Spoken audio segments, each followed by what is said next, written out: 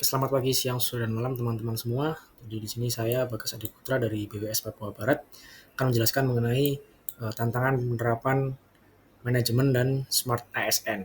Nah, berikut adalah outline yang akan saya bawakan. Kemudian untuk identifikasi isunya, saya mendapatkan 3 isu di unit kerja saya. Kemudian yang pertama adalah kurangnya tata kelola, kemudian minimnya literasi digital, serta adanya keterbatasan kolaborasi antar sektor.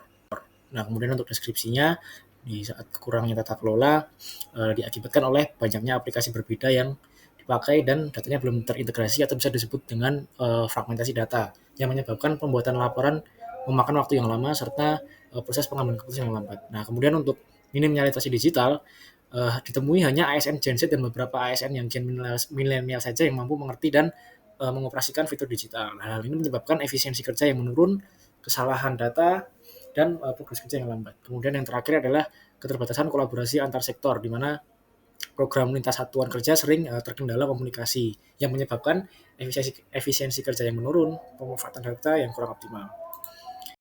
Nah, kemudian untuk analisis menggunakan USG, di mana U adalah urgency atau urgency, kemudian S adalah seriousness, dan G adalah growth. Di sini, setelah melakukan pertimbangan, saya menganalisis isu yang paling penting adalah isu nomor 1, yaitu kurangnya tata kelola. Nah, kenapa penting? Karena isu ini merupakan masalah mendasar yang akan berpengaruh secara dominan pada sistem kerja dan layanan publik. Kemudian untuk analisis SWOT-nya, strength-nya adalah adanya komitmen dari pimpinan untuk meningkatkan transparansi dan integrasi data, dan adanya dukungan dari unit kerja dalam digitalisasi data. Nah, kemudian untuk weakness atau kelemahannya, sistem yang ada tuh masih tersebar dan tidak terintegrasi antar bidang.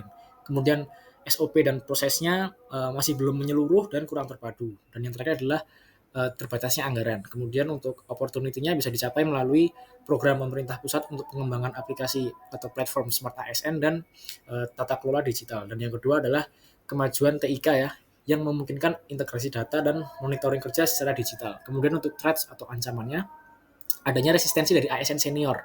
Kemudian ada risiko keamanan data, dan yang terakhir adalah kembali lagi kita membahas mengenai masalah anggaran.